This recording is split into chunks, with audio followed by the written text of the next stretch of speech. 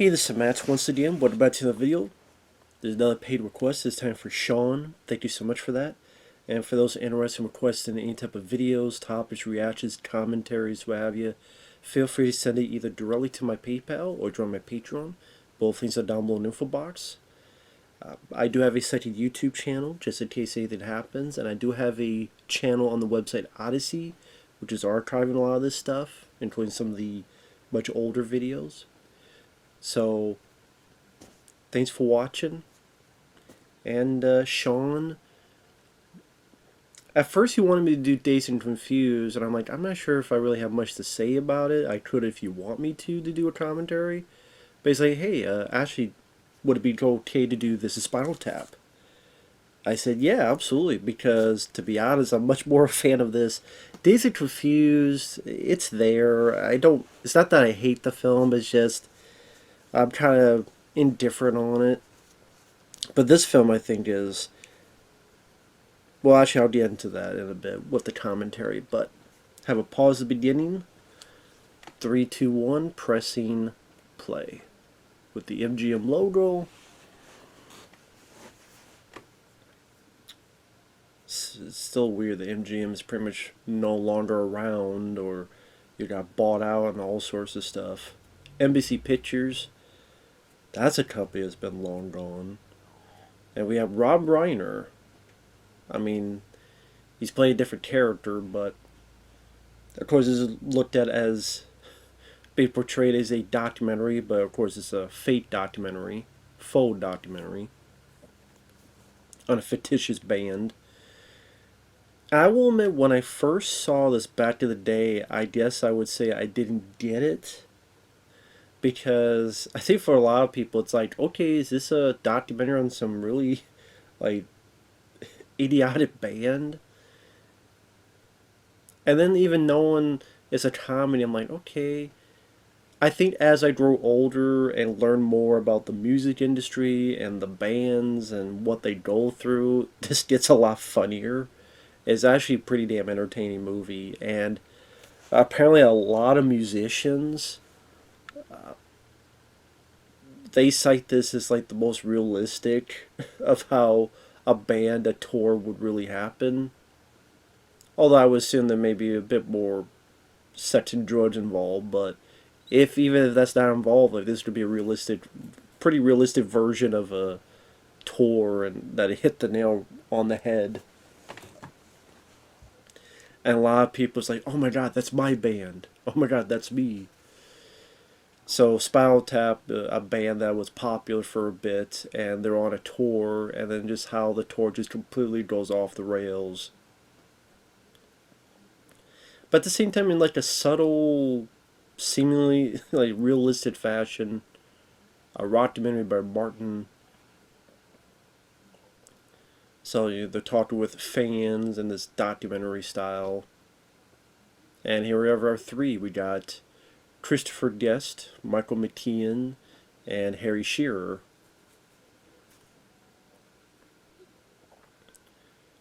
And, Christopher Guest, oh, there's Bruno Kirby, as the limo driver. Rest in peace, Bruno Kirby. We see him a bit later that you'll talk about Frank Sinatra. Bruno Kirby, he was in City Slickers, he was in Good Morning Vietnam, he was in The Basketball Diaries. Passed away way too soon. So you have some of these spaced out fans trying to get more in depth to the band than they really should. And they play some crowds that seem pretty hyped about it. And honestly, the music, I mean, even though this is supposed to be parody, how you want to put it, some of the music actually isn't that bad to listen to. It's actually better than some of the actual, quote, real songs bands make. So they definitely did a good job tapping into that. Nigel lead guitar. Derek Small's bass. And of course, the running gag is they have to go through so many drummers, just something happens. They did never keep a drummer.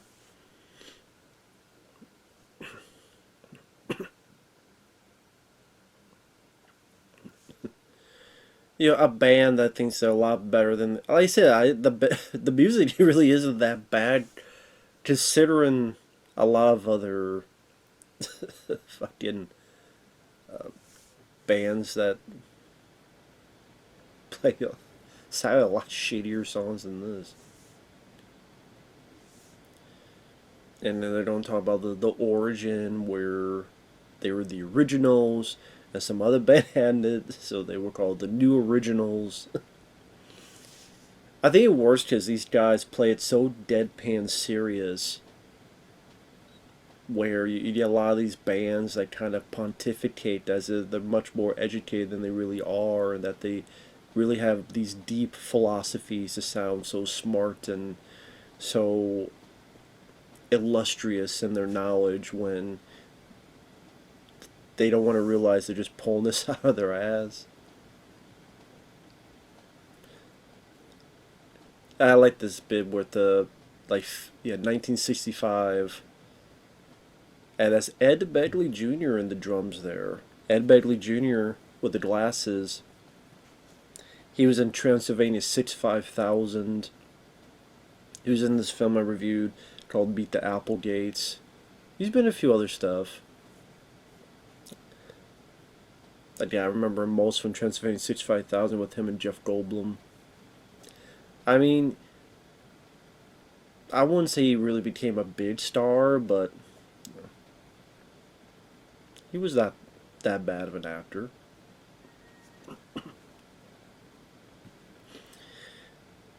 And I mean, this was made in the, what year was this made? Pretty early on. I mean, the year they mentioned in the movie is like 1982 or something, but somewhere around there. And this is way before, VH1, Behind the Music, where you would see bands talk like this and about, tragedies that happen, and you hear about the tragedy. That's so weird. Like, hear about this guy drowned in someone else's vomit and all this stuff. Like, people sadly died some really weird deaths during the course of rock and roll. Well, they say truth is stranger than fiction.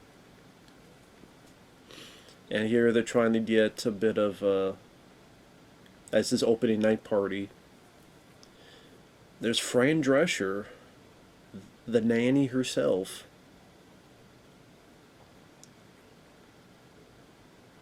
I don't even know what she does nowadays, Fran Drescher.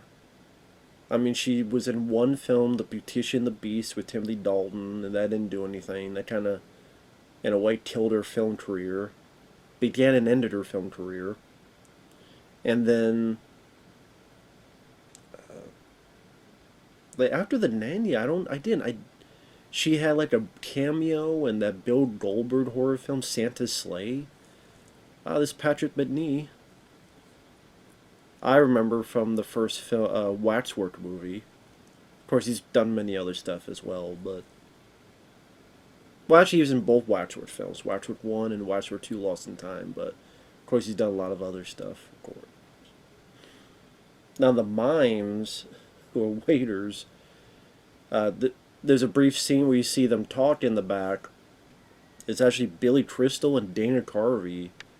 Dana Carvey, of course, from Saturday Night Live, and he would later be in Wayne's World. Yeah, on the left of the blonde, that's Dana Carvey, and on the right, that's Billy Crystal, who, of course, people know who Billy Crystal is. City Slickers, Father's Day with Robert Williams,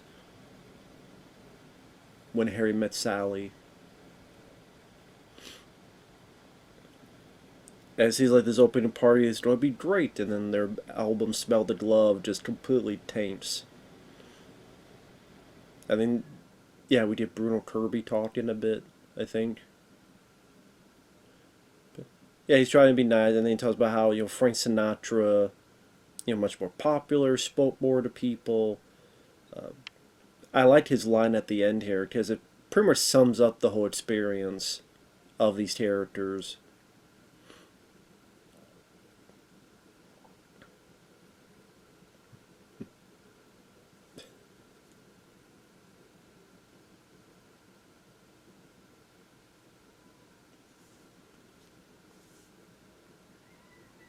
Bert Trevor didn't really do anything wrong. I mean, nothing wrong with talking about Frank Sinatra. I mean, as he says at the end here, it's a fad. F-A-D, fad. And, he's right. In a way, he became right. He became correct. That is what happened. And for this group in the U.S., they were a fad, and now it's faded.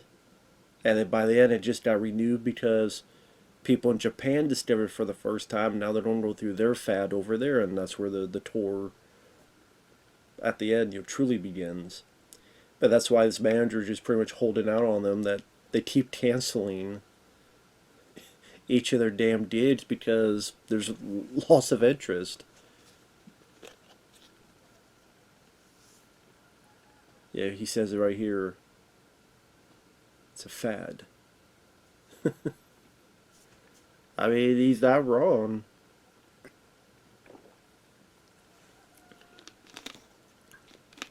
And they did a good job recreating, like, a lot of bands would play like this and have these weird, like this guitar that's like two guitars. Like, there's people that really had that stuff, and crazy, offbeat shows and songs that what the hell is the lyrics of this song? But, like, Bid Bottom, there were bands that had songs like that. I mean, even Kiss, when they took off the makeup, they had that song, Lit It Up all night long. I mean, you tell me what they're licking up. you know? That's a real song, Lit It Up. So, Bib Bottom is really that off the beaten track when it comes to beat. That's the thing, is that even though it's funny, it's parody, it's believable. That's why people say it's like as a comedy parody, it's still like the most real documentary on rock and roll of a band.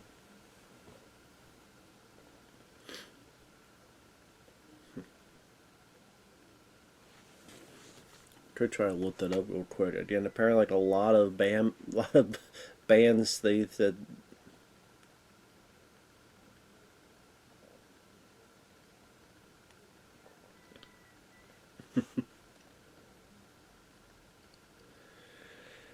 Now, of course, Michael McKean and the blonde there, he would go on to do quite a few stuff. He was in a couple episodes of The X-Files called Dreamland. He was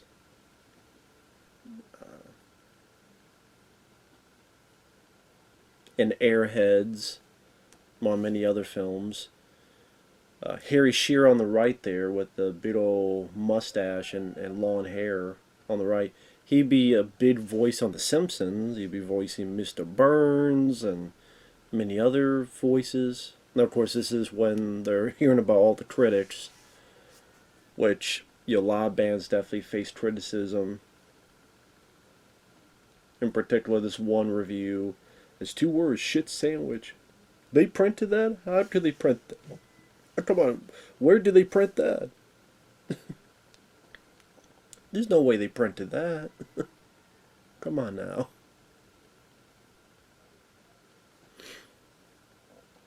Recording Industry Convention, Atlanta, Georgia.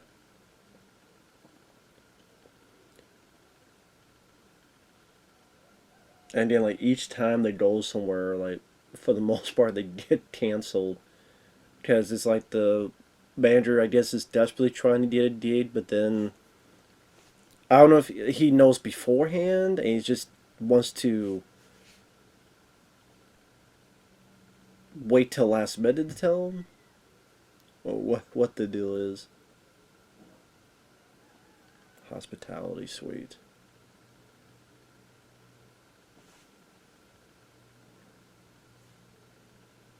See, I want to look up some info on this movie. It lets me type it. Yeah, 1984 film. It was 1984. And of course, like a lot of time, I mean, this could be prevalent today where People are upset about a cover, upset about being offensive, and in this case, smell the glove, where, oh, it's offensive and it's sexist, and you gotta change the glove. I mean, change the glove. Yeah, change the cover. I mean, there was this stuff back then, but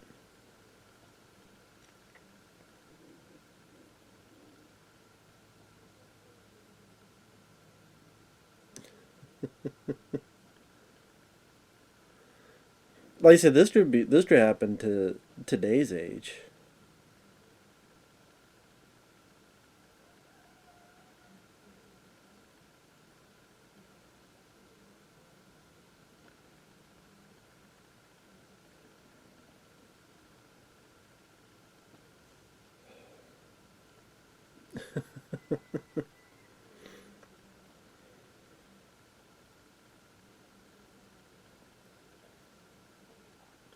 And a lot of times people would face criticism and controversy and all that stuff about things of that nature.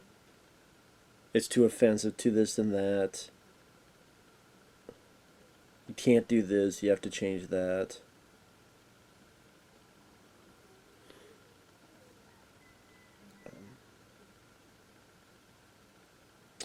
Let me see. Trying to think where it is. There we go.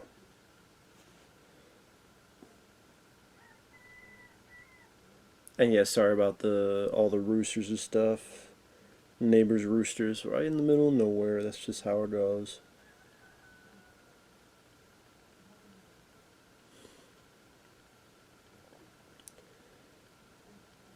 But yeah, let me just look.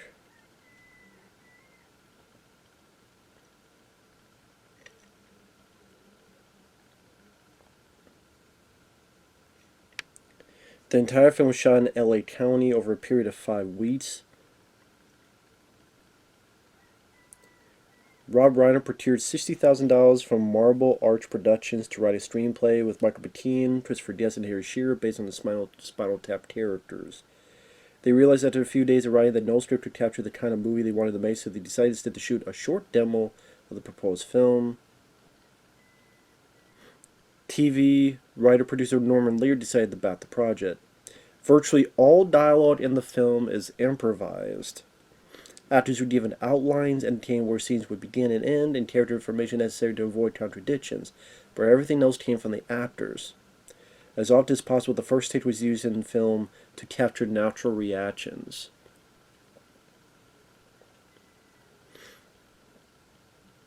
Veteran documentary cameraman Peter Smokler worked as cinematographer in the film. So that's crazy. I mean, most of this was ad-libbed. Most of this movie. Which is why it comes off like subtle and natural in a way.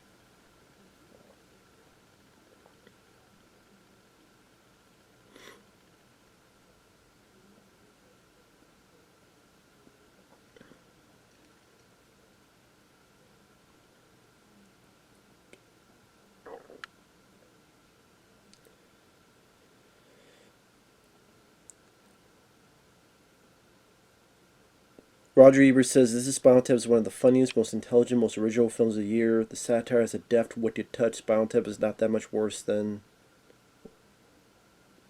not that much different from some successful rock bands. Reactions from musicians. The film resonated with many musicians, including Jimmy Page, Robert Plant, Dee Snider, and Ozzy Osbourne. Like Spinal Tap, they too had become lost and confused in arena backstage hallways trying to make their way to the stage.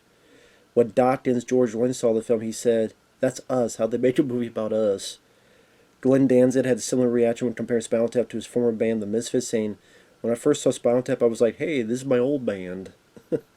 Lars Ulrich told a press conference crowd that the 1992 Guns N' Roses Metallica tour seemed so Spinal Tap. This tour was to support Metallica's own Black Album. Metallica's James Hetfield suffered third-degree burns on his arms after he stood too close to a pyrotechnic device. Early in the tour, Metallica met with Spinal Tap and discussed how their Black Album was an homage to Spinal Tap's Smell the Glove. This was captured on the Metallica DVD a year and a half in the life of Metallica.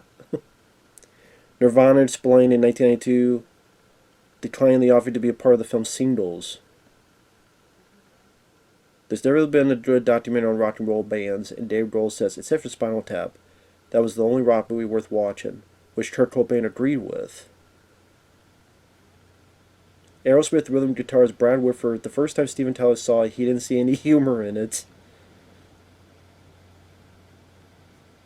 When the film was released, Aerosmith's most recent album depicted Stonehenge prominently on the cover. U2 guitarist The Edge said in the documentary It Might Be Allowed that when he first saw Spinal Tap, I didn't laugh, I wept, because it summed up what a brainless swamp big label rock music had become. like complaining about food and being so picky and so, I don't know, not selfish, but just, like, it's not that hard to figure out how to put, you know, meat on a little piece of bread. You just, pit the meat, cut the meat, all this stuff, and just the late dumbest stuff to complain about.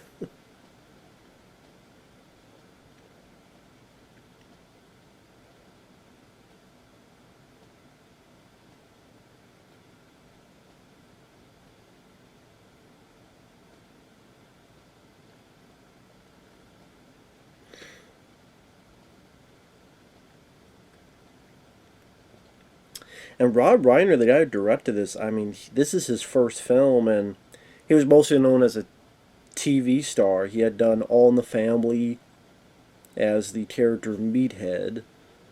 All in the Family, very successful show. I think he got some Emmys for that. And he went on to do a lot of stuff. I mean, he did, I want to get this right.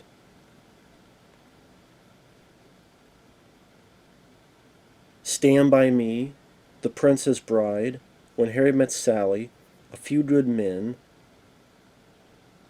Misery, of course.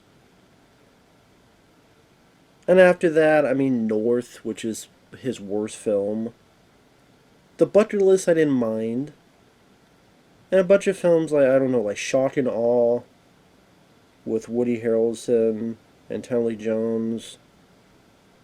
Yeah, never saw it. LBJ starring Woody Harrelson. Being Charlie. And So It Goes with Michael Douglas. Yeah, never seen these, so can't tell you anything about it. But yeah. Because this guy with his guitar collection, which, I mean, if you saw enough of Behind the Music, VH1, or any of, this is a common thing that really was, that people would collect these guitars, and half the time they wouldn't even touch them, they wouldn't play them, they wouldn't do anything about them, as they were so concerned with all this stuff, but then they would literally do nothing with them. It was just, nope, not going to do anything with them. It's like, what?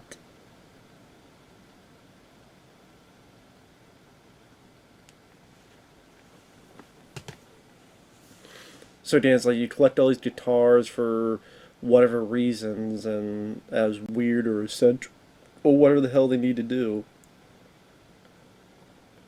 Obviously, he does touch these, but there's one is like, don't even point at it. Yeah, this one here, it's got the tag. I don't play it. No, don't touch it. But don't even point it. It's like a lot of people nowadays with like movies, Blu-rays, 4Ks. Like, they'll get it, and then they won't touch it. They won't play it. They won't watch it. Like, don't even touch it. Oh, this is the most famous, one of the more famous bits, the 11. Why don't you make 10 louder and just have it 10? But these go up to 11. Again, when I first saw this, I'm kind of just watching going, where's the joke? Like, I mean, because I didn't know squat about the music industry. And then, again, as I grew older, watched more documentaries, knew more about the bands and various bands and what they went through, it's like,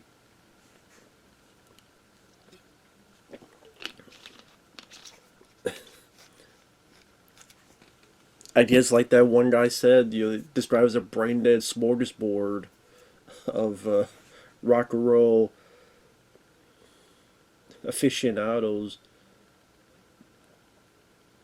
God, this guy's glasses are thick.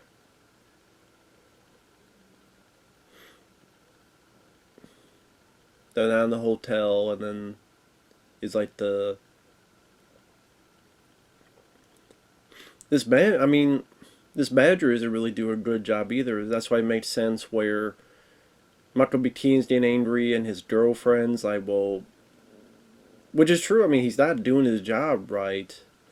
How many times they get gigs canceled, cities canceled, hotels.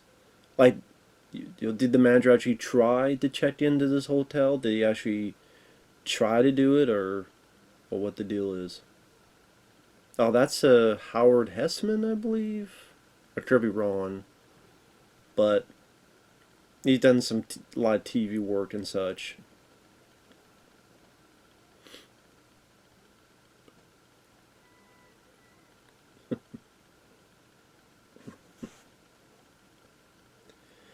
About how you meet a fellow musician or band, you talk nice, but then as soon as they leave, you talk shit behind their back.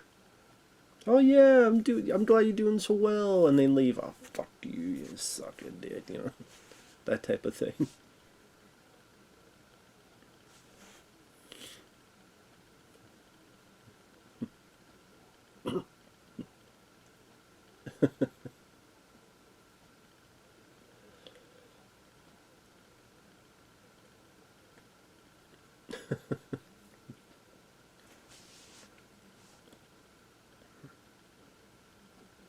I like the bit where I have slight bad news. We're not. I forget the exact term, and someone goes, "Oh, not in the hotel."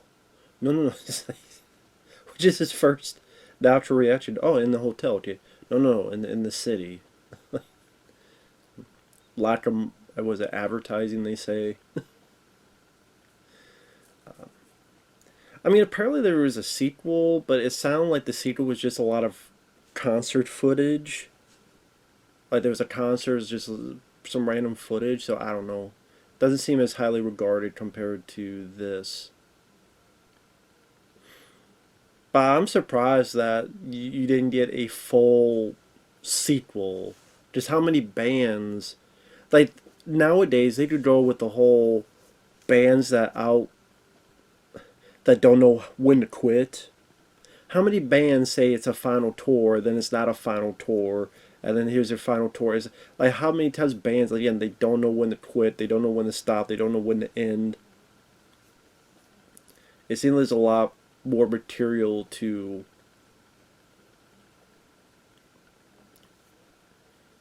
partake in, but at the same time, maybe it's for the best to not have like a terrible, awful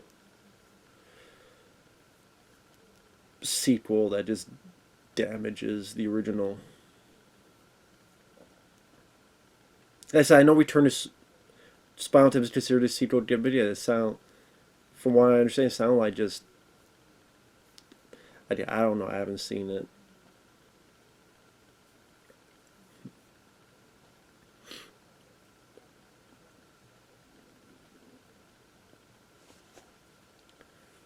At that one point, Rob Reiner wanted to do like a full official sequel, but it just never came to be.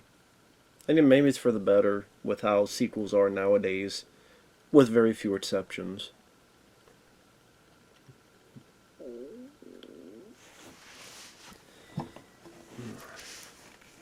Sorry about my stomach making a quick appearance.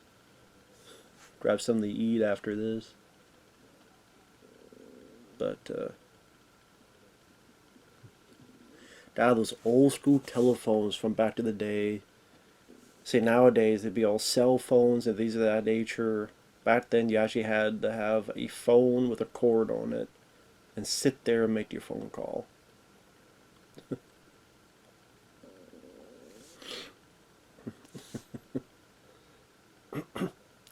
It kind of gets into another piece of the plot where girlfriends or other relatives they get to be part of the band, and then they start trying to wrest control and state their wants and desires, and I mean, back in the day, people say Yoko Ono, and like, but various other like, another musician's wife or girlfriend or someone else, they get into it, and it seems like it messes with the chemistry, or drama erupts and drama is caused and all this other stuff.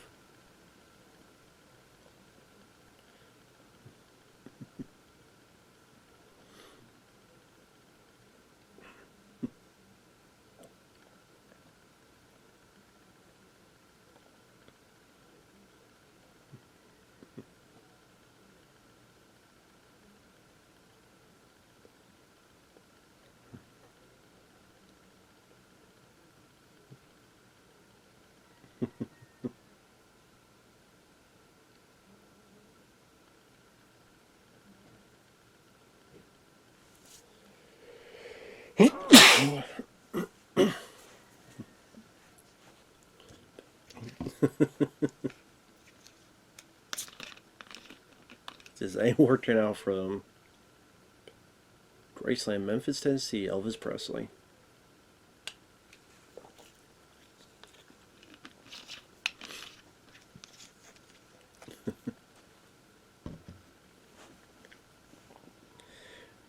Giving their ode to the teen. And they still attend to an argument, even here.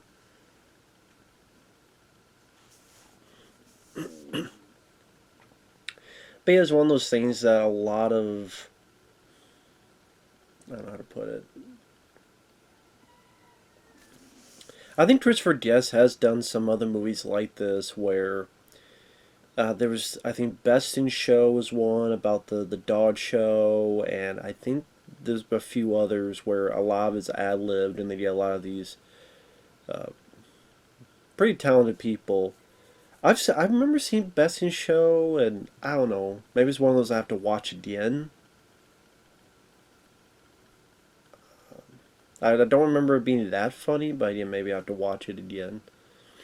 But I think one was about yodeling or something. One movie, and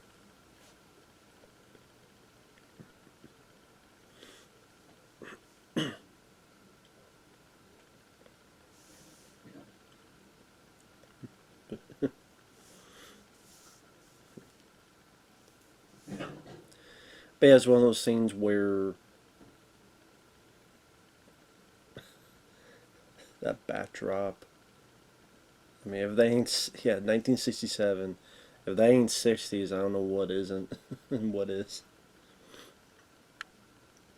But nice. I mean, it gives these little details to show the history of this band. I just to make you believe that this is a real band. And there were people that did think this was a real band. There's people that thought this was a. There's some people that saw this movie and thought it was a real documentary. Like, okay, I thought it was supposed to be a comedy. Like they just, it's just a documentary, really shitty band. It's like there's some people that just like me. I mean, I think when I first saw it, like I knew it wasn't a real documentary. To be fair, but at the same time, it played off such like a real documentary. It was like it took me like another watch to fully get a lot of the jokes and stuff.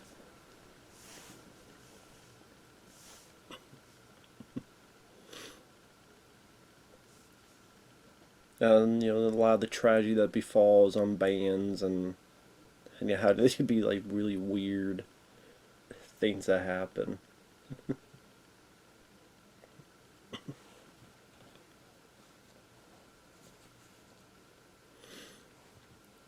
And again, it's people just trying to talk or trying to talk and seem so deep and so pontificating, and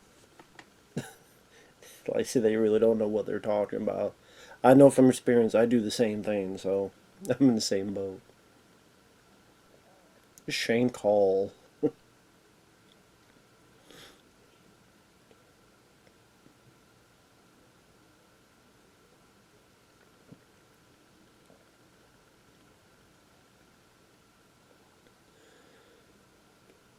Oh, that's a Gumby shirt. I didn't realize he was wearing a Gumby shirt.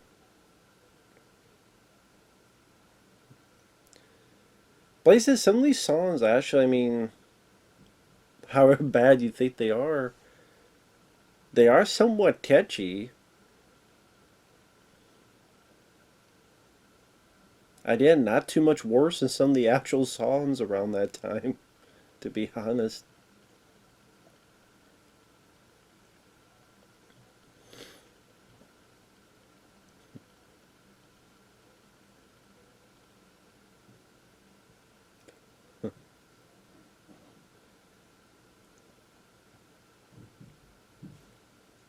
Ah, the girlfriend. Kind of like in wrestling, where people say don't get your girlfriend or wife involved with wrestling. Some would say the same thing with music industry as well, because either they want what's best for their boyfriend or husband, or they want to get more money, or they think they know better, so they want to be the manager. They want to enforce more control. Oh, this is when you get the album, because Smell Love with the leash on the woman and stuff. They were considered too controversial, so this is what the album's going to look like. It's just flat out black. I mean, we don't see that yet, but soon. There you go. There's the Black Album. And the fact is, it doesn't even have the band's name on it. Like even this, the cover, this is Spinal Tap. You have the black cover. But at least this has Spinal Tap on there. Like, it doesn't even have the name of the band. So people pick it up. They're like, what is this? Who is this? Who played this? And I don't blame Michael McKean's. I don't blame his frustration. Of course, it's ironic because Metallica will later have the Black Album, which is actually one of my favorite albums of theirs. Enter Sandman and other songs being on it. So, again, that's actually one of my favorite Metallica albums, and that's why Metallica, talked with Spinal Tap and said, "Well, our album's in honor of you, of your Smell the Glove album." See, that's the thing. That could be a very fun sequel if you incorporate a lot of actual musicians talk with Spinal Tap. And really, whether it be Ozzy or the guys of Metallica or other people, to really get them more involved. But maybe that time has passed. Like if that was in the '90s, and you even talk about the grunge circuit and all that stuff, of course, Harry Shearer's trapped. He can't get out. And sadly, a lot of errors do happen during the tour. I mean, I talked about on there with that Metallica, the guy got burned with pyro and other stuff happens. Sometimes it's because they're drunk, or other times it's technical difficulties like this where he just can't get out. The thing is, he gets out right as the song is is over. But yeah, sometimes this stuff, maybe not exactly this being a cocoon or whatever, but just these technical difficulties. As I just keep on playing, just keep on playing.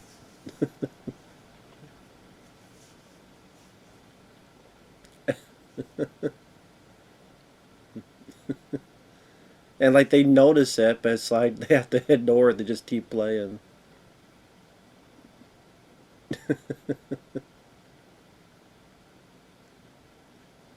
It's like one more could go wrong. They can't use their album cover. They have a blank album that doesn't even say the name of their band. Their gigs keep getting canceled. Technical difficulties.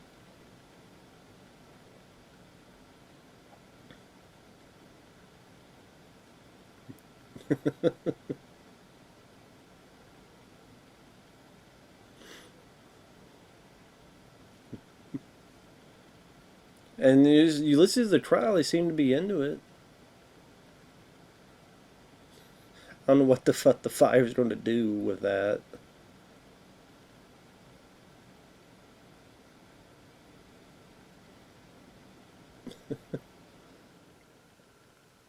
But the way it's shot, I mean, it's nice that they got a documentary cinematographer. They really does make it feel like an actual documentary the way it looks. the angles it's used, and soon it gets out and people clap, yay! Yeah, go along with it, yeah.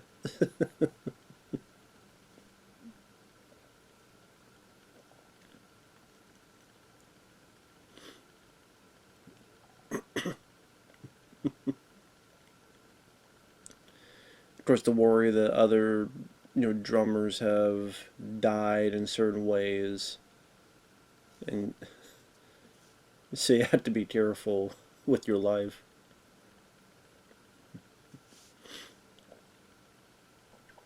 And it's not that long of a movie. I mean, the movie's only an hour and 22 minutes long, so. Oh god, back to the day of Atari. Well, it's not Atari, it's a. What computer is that? The. It looks like Atari graphics, but he's playing on a. Yeah, it's a computer, so I don't know exactly what that is.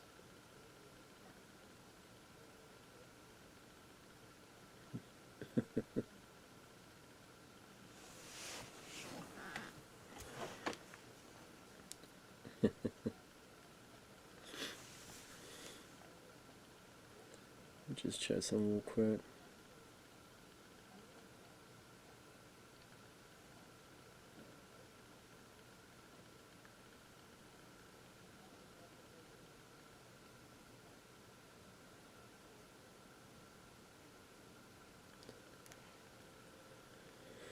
The Indians girlfriend more involved with it, thinking she knows more than other people do.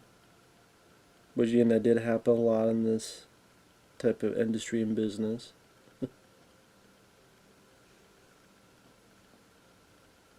It's like, what are you doing? What are you talking about? All that jazz.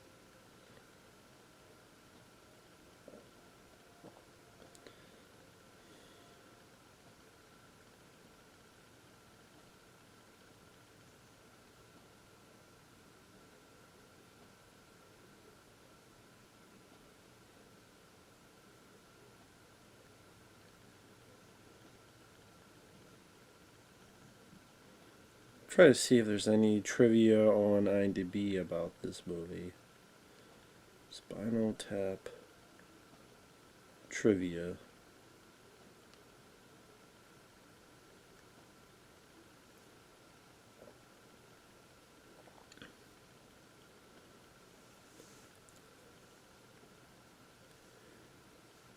Get away. Harry Shearer, Rob Reiner, Christopher Diaz, and Michael McKean were given $10,000 to write a script. Made a 20-minute version of the film to better demonstrate the improvisation they had in mind.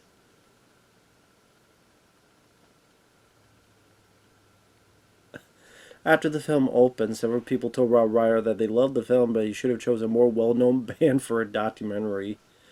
They didn't. They didn't get it either.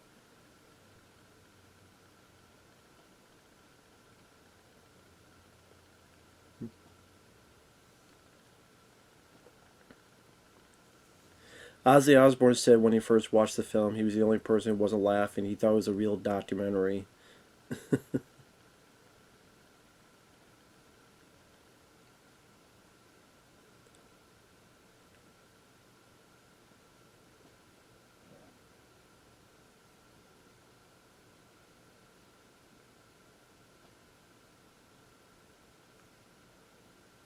And yeah, here's the thing here with the metal detector.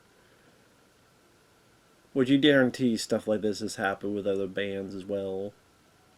Have material that made us either to goof, to be silly, to all sorts of other stuff.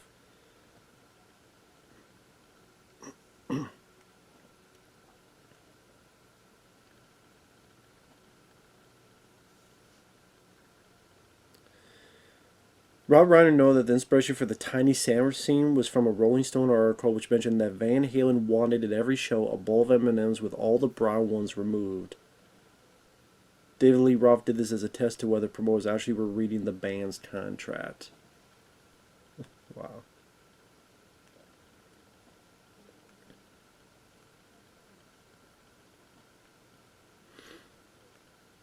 Spinal Tap did later appear in The Simpsons The Auto Show.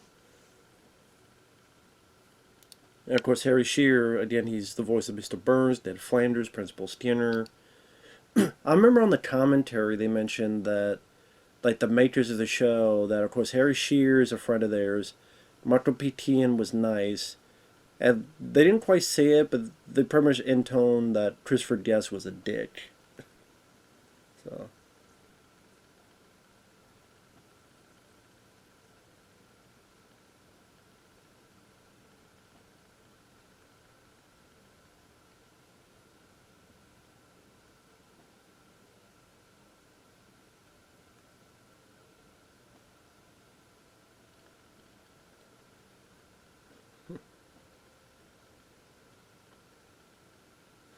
When the members of Spinal Tap talk about their drummer suffocating on vomit, it's a reference to a number of musicians who have died or who are rumored to have died the same way, including Jimi Hendrix, Led Zeppelin drummer John Bonham, AC/DC lead singer Bon Scott, and big band leader Tommy Dorsey.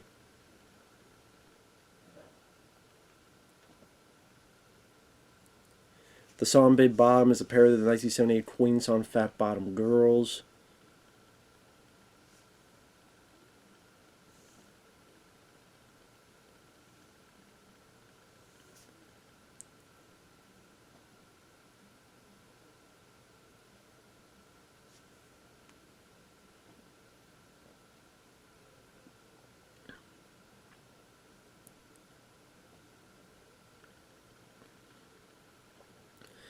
Just on the Blu-ray version, there's a 68 additional minutes of outtakes from the film, including Janine, the replacement manager, hiring a replacement lead guitarist who appears to upstage Nigel during a performance of Hellhole.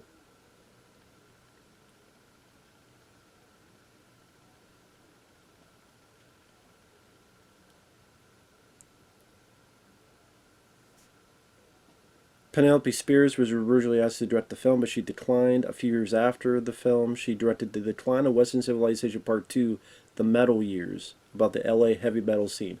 That's a very interesting and in a way depressing movie to watch as well.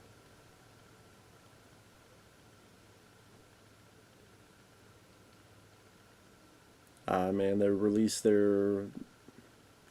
And there's no one there. There ain't jack shit there.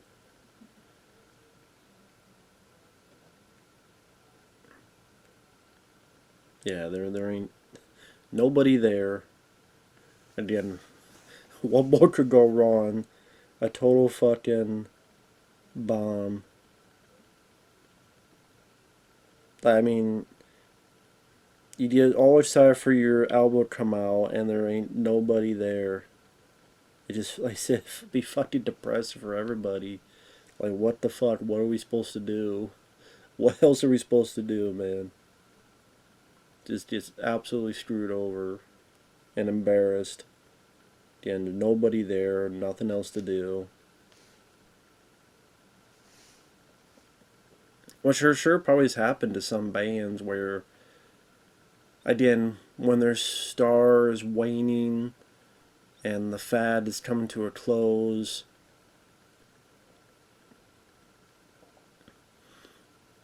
I thought that guy played a bit over the top. White Trouble Warrior just kicked my ass. He played a little bit over the top, so that's probably his performance. I mean, it's a little nitpick, but it's just, I don't know, not really that big into it. I think this is where they get lost. Which apparently a lot of bands it's happened the same thing where they've gotten lost as well. Like Gene Simmons from Kiss was mentioned. They see anything happen to them. So it's like they try to get to it, they can't find the fucking. They just cannot find where the fuck they're supposed to go.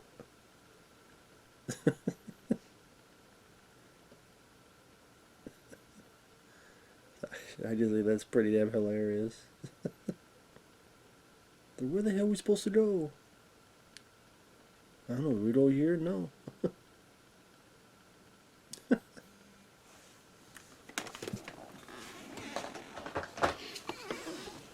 And then they just don't know where the hell they're supposed to go. Hey, Cleveland. Like they're trying to still pump themselves out. It's like, where the hell are we at? They have to ask this poor guy.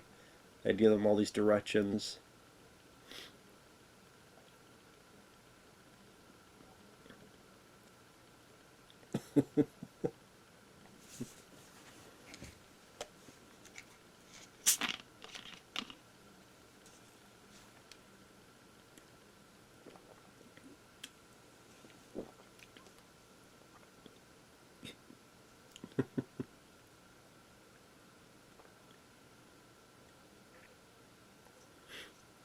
Harry Shearer's like, this keep being pumped up. Yeah. In the same fucking spot.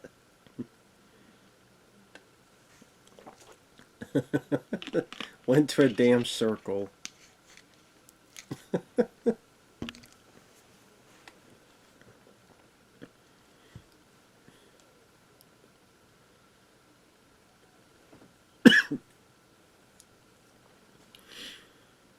And see, Michael McKean's character's getting more frustrated with what's going on. He's getting more angry with what's going on. And again, you can't really blame him because he sees like this whole thing falling apart, and they're getting all this tour just going into the dumpster. And I'm sure his girlfriend's telling him similar bits. And it's like we gotta find a way to reinvigorate the band. So it's like Kiss when it got to the point where they took the makeup off and they had that album or two or so with no makeup on, and some would say Metallica did the same thing when you got into more of the Saint Anger and before that. Well, people say Metallica sold out and such. Other bands, they felt like they had to change it up a bit. In this case, it's like let's get all these costumes.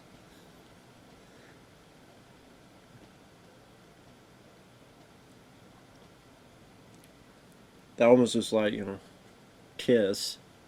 This was I don't know someone from Gore. It's a joke. It's gotta be a joke. I don't know what the hell this is. A fucking mantis or something.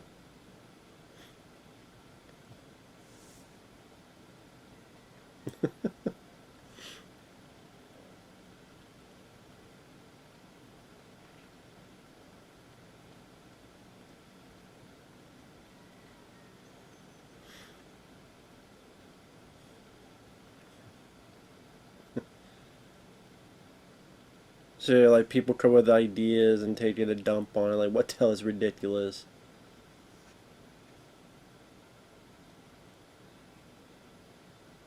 And then the other guy comes up with the Stonehenge and they like immediately go with it, but then because he wrote down inches and the manager didn't think like, yeah, that probably means feet because 18 inches would be nothing. But the manager was too stupid to realize. Well, you say that one was too stupid to put inches on there in the first place, and then the other was too stupid to not ask and go, "You sure you want inches, or do you want feet?" Like right here, they put 18, and that's inches. Now again, the manager could literally just sit there and go, "Do you want inches or do you want feet?" So yeah, so the manager's just as much as fault as the band. A dumb band and a dumb manager, they fit together, I guess.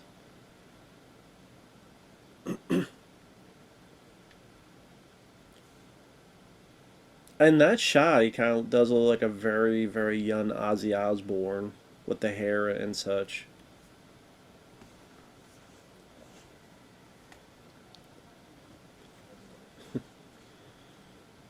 And it's not like the damn like was it Nike the swooshes?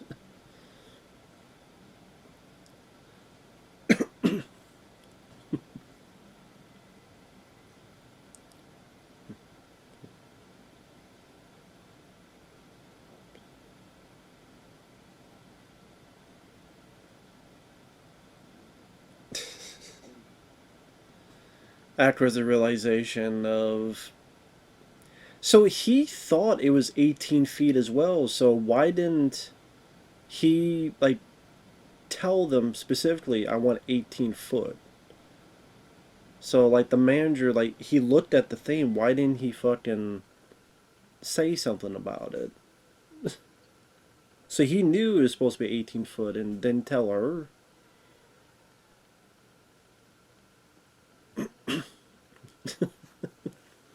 And yeah, apparently Aerosmith had a Stonehenge thing as well, and Steven Tyler was a bit, I guess, pissed at the film because they had a Stonehenge, and this is making fun of the idea of a Stonehenge.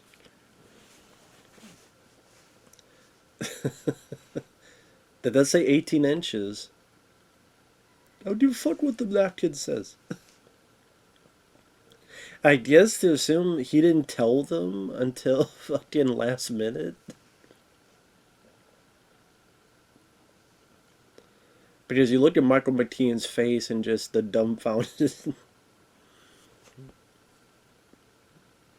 But yeah, a lot of these shows will have this kind of production value. Ozzy Osbourne, another movie, Alice Cooper. They try to have all this smoke and fog and dark and sinister, and a lot of other bands as well, not just them. A lot of other bands.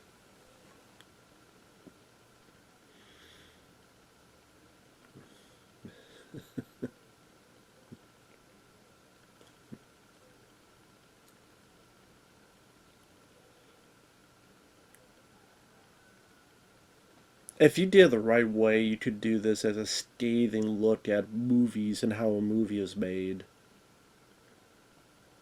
and the trouble a director has with the studio and the notes that they get, and take all the real ridiculous notes. And if you're ballsy enough, you gotta be more woke. You gotta have this writer. What do you know about it? I don't know anything about it. It's just, but you have to have the balls and the intuitiveness and knowledge of the inside baseball knowledge of what happens in that industry. Take a look at the real notes that these people get from movie to movie.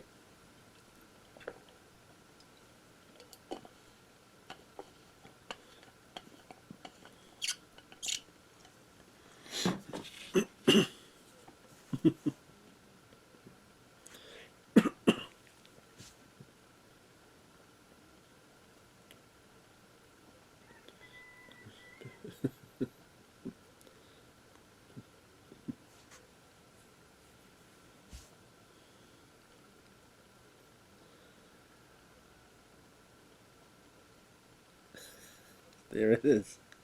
And this Michael McKean's reactions, but yeah, that's what gets me, is his reaction to it.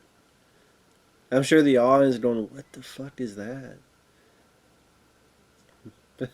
I think it's supposed to be a massive thing, and then all these, like, why are there little?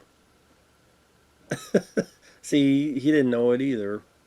So the band, like, that's the thing. Like, you didn't even tell the band until during the show, which is pretty crappy as well. And you wait for a little person to demolish and step on it. Like, you can't blame Michael McKean's anger on it. Like, he's kind of in the right. He's kind of like, how is Michael McKean's character wrong in being mad and angry about this? He's pretty justified. Like, this manager screwed up, and he's should have been fired. Absolutely should have been fired for a screw up. Ridiculous.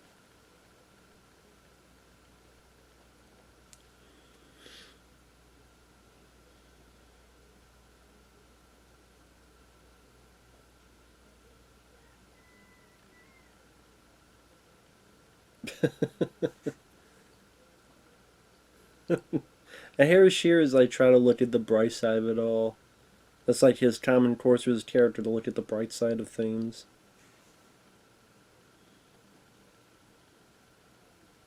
And Michael McKean is like the more frustrated of the group, which I didn't. You understand his frustration. You get where he's coming from, and This manager has screwed up a lot, and I mean a lot. And it's trying to justify, I find your lost luggage. I'm like, there's a lot more important things to do than that. Like, make sure they're not a laughing stock on stage, for one. But it's not just one mistake, dude. You did canceled. Hotel room after hotel room canceled. You don't tell the band members anything at the last minute. You lollygag around and you like you didn't tell the band before. By the way, there's not a Stonehenge, so maybe you should change the damn set, change the build up. Like it would have been better to not have the Stonehenge thing there at all, and just okay, we can't play this song. We'll do something, or we'll play the song, but we're not going to build that up or something. There's a lot of things you could have done, Mr. Manager.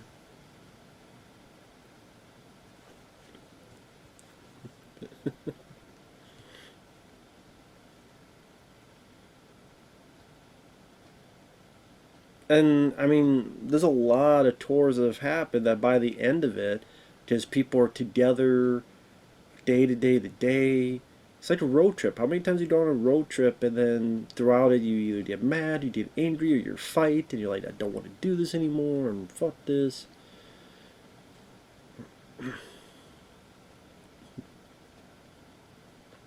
How many tours have happened by the end? They're like, I don't want to see you again, or we're done, or this band is disbanded, or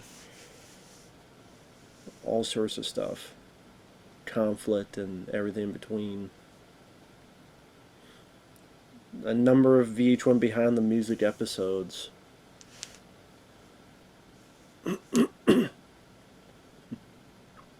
That can fully showcase that.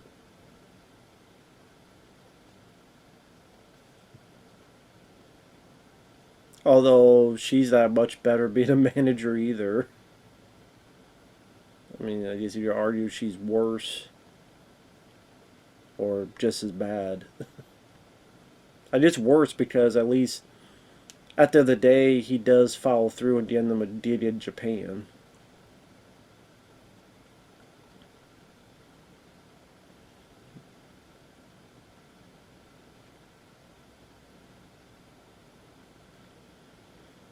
Let someone else's girlfriend or wife be the manager, and just the frustration you'd have, but from some of the other band members of we gotta listen to what she has to say and all that stuff.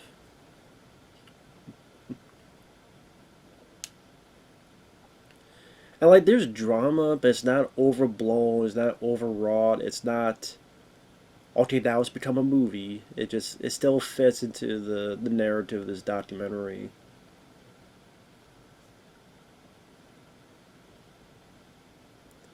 Which I read somewhere that apparently they added the subplot of the girlfriend because the studio's like, there's gotta be some plot. I said, well, there's your plot. But it works because it's something that's happened a lot of times with band members. Again, the most popular people mentioned, like I said, Yoko Ono.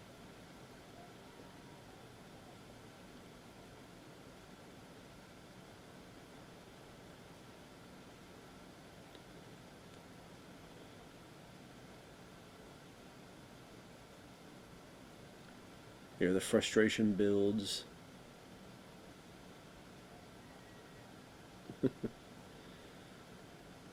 Just how many shouting sessions are there between band members trying to record something? Countless times. Now, I can't sit here and say I'm the most knowledgeable about the music industry. I've learned a bit more about it since I first saw this back in the day, but I'm not nearly an expert. I would say I know a bit more about movies than music. There's a lot of songs I like and bands I like, but the inner workings of them, not as detailed that I can remember.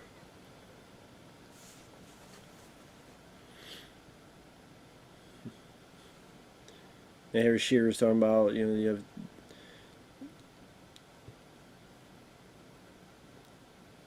He said it in a nice way, but you have two egos, two guys that want to create, and it's like who's really the leader of the group? Maybe two that care too much, or whatever you want to put it.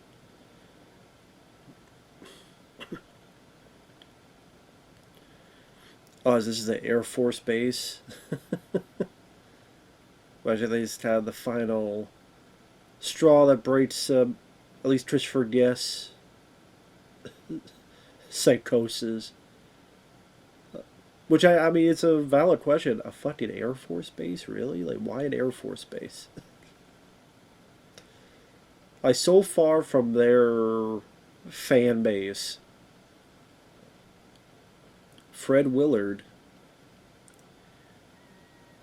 which I know he's worked. I think he was also in Best in Show, and he's been in a lot of other stuff.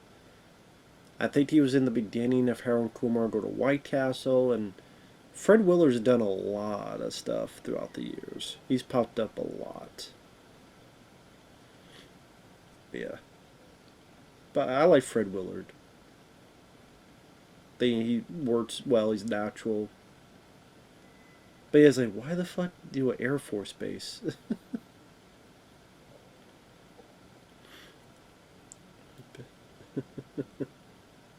Just such the wrong type of crowd. Like, you look at this crowd, none of them seem like Spinal Tap fans that want to, you know, songs like Bid Bottom or Hellhole or stuff. Shit. Yeah, this guy just ain't having it.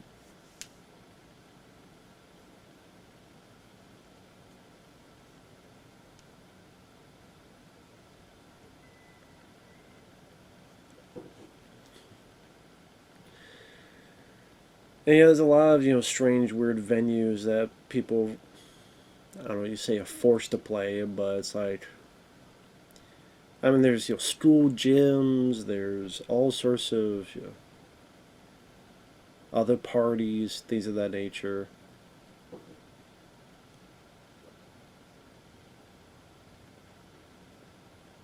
Yeah, the crowd ain't having it. Sure, gotten the Beach Boys or something.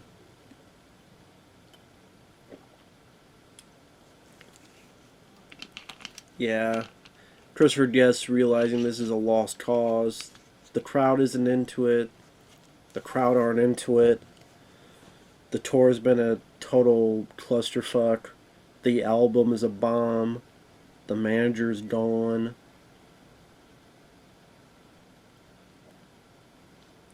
The guitar ain't working right. Just sort of the fuck this.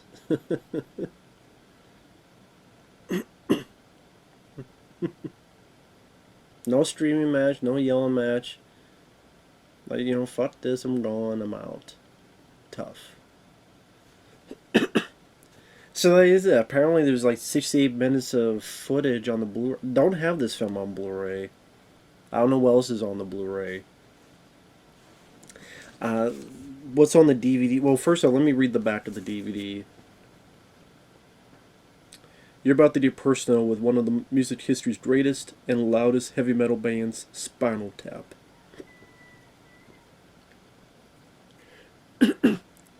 Whether or not you're a die-hard fan of the group, you'll love this detailed documentary of England's legendary Spinal Tap. Acclaimed commercial director Marty DeBerdy takes you behind the scenes for an intimate look at the band whose time has come and gone, and come again, and through interviews, rare footage, and lots of music, including classic tap tunes like Bid Bottom and Hellhole, you'd get acquainted with David St. Hubbins, lead guitar, Nigel Tufnell, lead guitar, Darren Smalls, lead bass, and every drummer who ever lived and died for this renowned rock band. Be a part of the sights, sounds, and smells of this celebrated heavy metal phenomenon. It's an experience you'll never forget.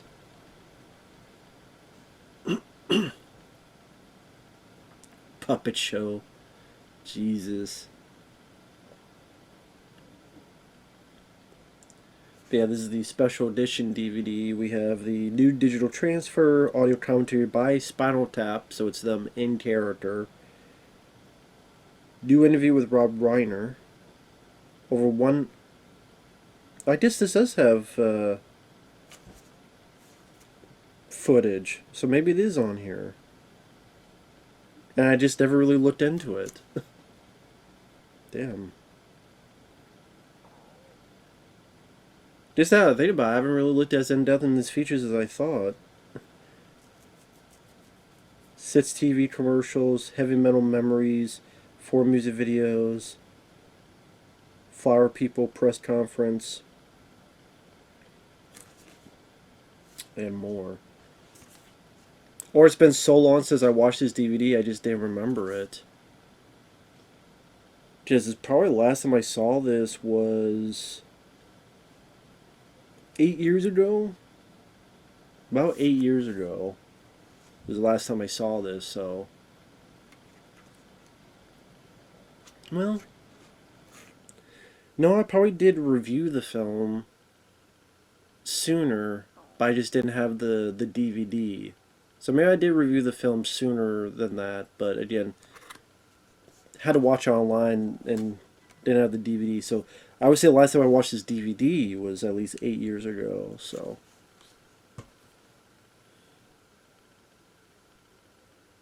end of tour party. Yeah, things are now working out and just.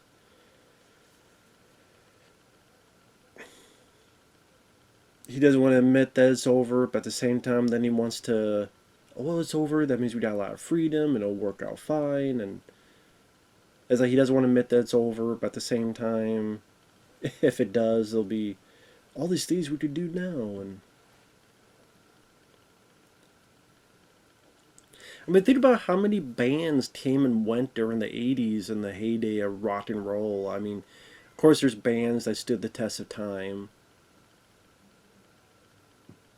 that just kept rocking throughout the whole thing, but there's a lot more bands that were one hit wonders, or they had 2 hits and that's it, or they were on the scene for a few years and then they disappeared, or they broke up, or all this other stuff.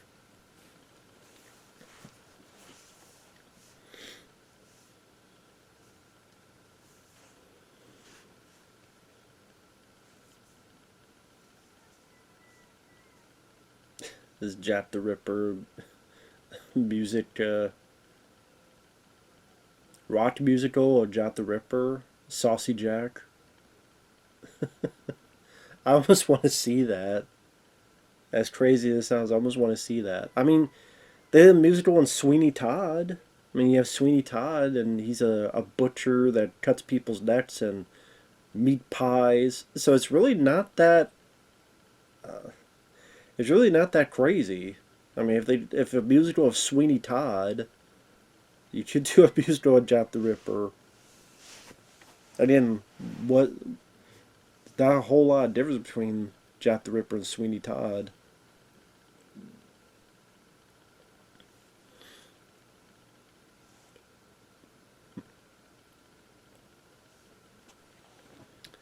Yeah, I have to check out the special features, the deleted scenes after this.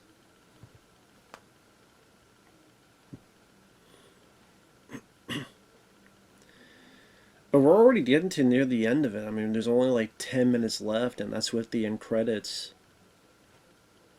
Pretty much he comes in and says, hey, I got with our old manager, and we got a job in Japan. You want to do it? Just subtle, matter of fact, which, seems more real. More subdued, but more real. Hey, hey. So this is what's going on. You want to do it or not? Which is nice.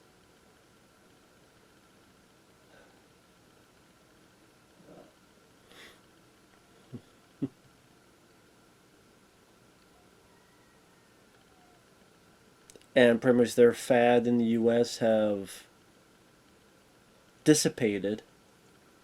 But it just so happens that in a different country. It started up again. They can, whether it be a month, a year, a few years, live out that fad again as rock stars and heroes. Which is what happens a lot of times. A country will get music or get something else a lot later, and then they're hearing it for the first time, so it's new to them, and then a band gets reinvigorated and goes overseas to that area, to that place.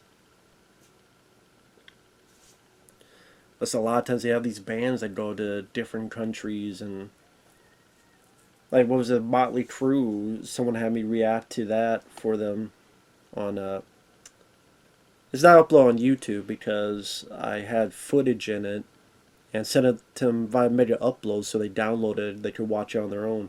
But someone wanted me to react to a Motley Crue concert. Shawn, actually, same guy with this, and that was what, Hungary or somewhere. It was like Hungary, or it was another country. Because if Motley Crue, other well, to be fair, that one was a worldwide tour to sell their album. So it wasn't the same, to be fair. That wasn't the same thing as this. There are, of course, bands that go across the country, the world, to promote their new album.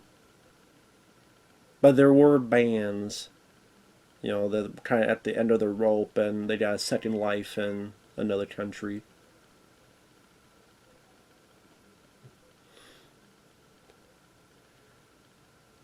And no like big Oscar winning drama apologies, just kind of, hey, come on over. What are you doing? Come on. You're part of the band, come on. As simple as that. Just a look and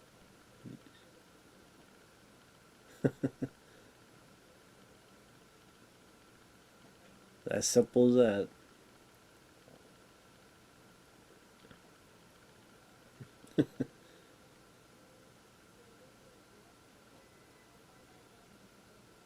And more than likely that girlfriend didn't last too much longer. I mean, she's there during Japan, but she probably didn't last too much longer. But bros before hoes. A little bit of their love and music. Fuck it, they isn't working. Of course. There you go.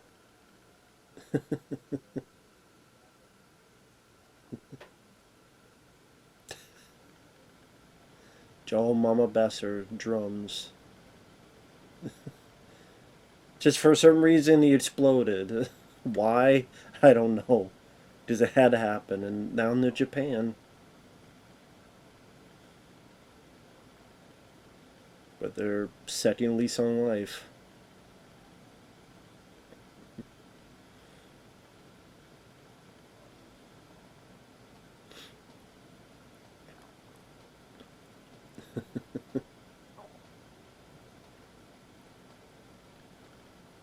And it's like it was back in the day.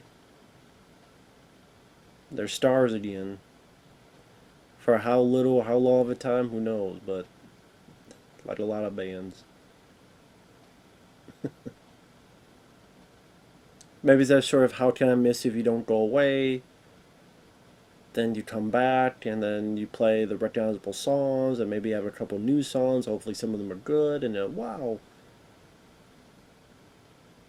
If you do it the right way, you could get reinvigorated.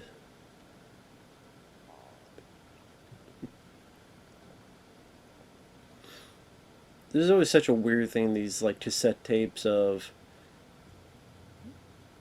actors and reading authors' work, and they have like the same like last name or something, or some part of their name is the same.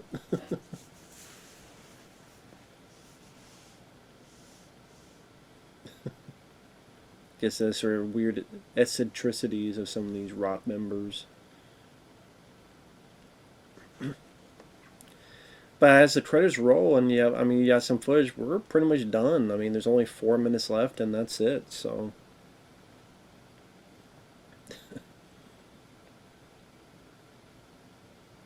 Like, this is how my skeleton is. Obviously, it doesn't have the green stuff in it.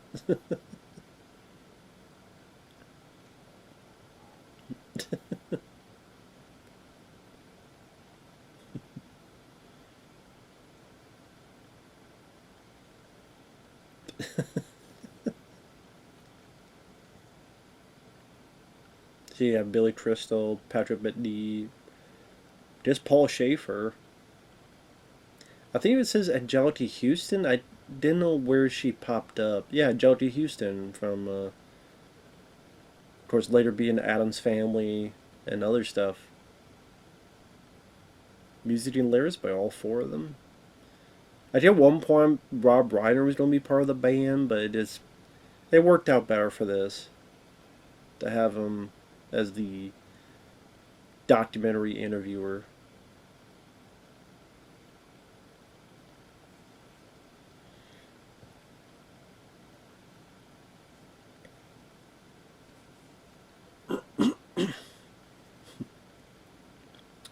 But yeah, as we're getting to our close, this film still holds up. It's still a very fun, entertaining documentary, as they say, mockumentary. That does feel like a documentary. It feels legit, and it's pretty damn funny. It's pretty damn entertaining. Goes by a quick pace. It's only 80 some minutes long. Does not overstay its welcome. And for a lot of people, a lot of bands, a lot of people in the industry, like you said, they would watch and go, I didn't find it funny because it was real. Like, this really happened to me, or I knew a band like that, or I was in a band like that, or most people say it's the best. A fake documentary, a parody, is the best rock documentary. That says a lot about the whole weird industry.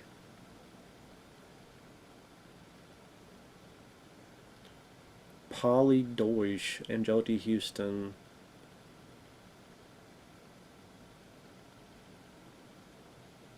Okay.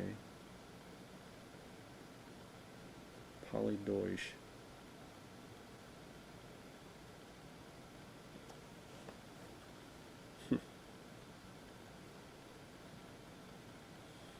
So let me check something real quick since we're at the end here.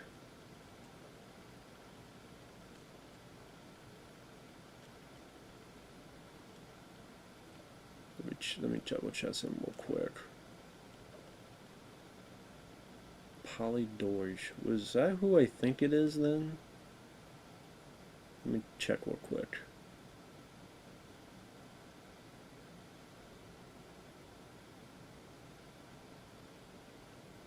I might know who that is. Let me see. I gotta pause it. Is that who this person is? Let me double check. Sorry. Oh, I think it is. I think it's the woman that.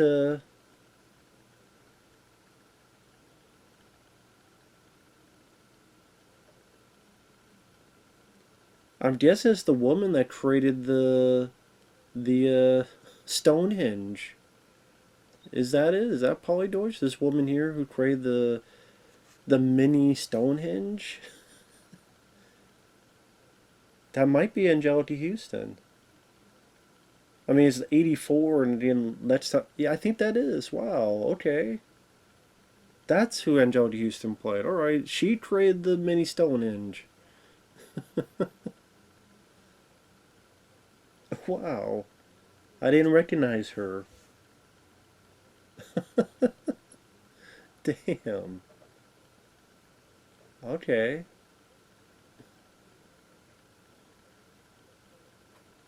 Because in the credits, right after is the two little people on the Stonehenge, and she's the only one before that isn't part of the main cast. So, okay, wow. So let me look at special features real quick. You have commentary with them in character.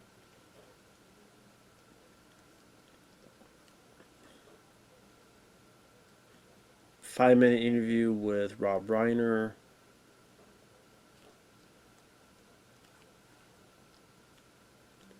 This is rare outtakes. How long are they?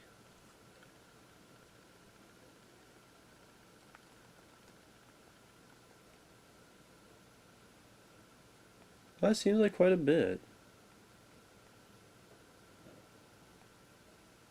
Nitro's replacements. Yeah, about 1:07. Okay, so it is on the DVD. Cool.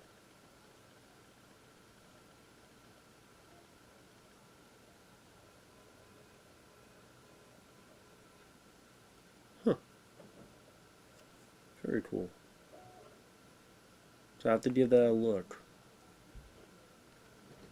So with that said, thanks for watching. Take care. And we'll see you guys later. Bye-bye.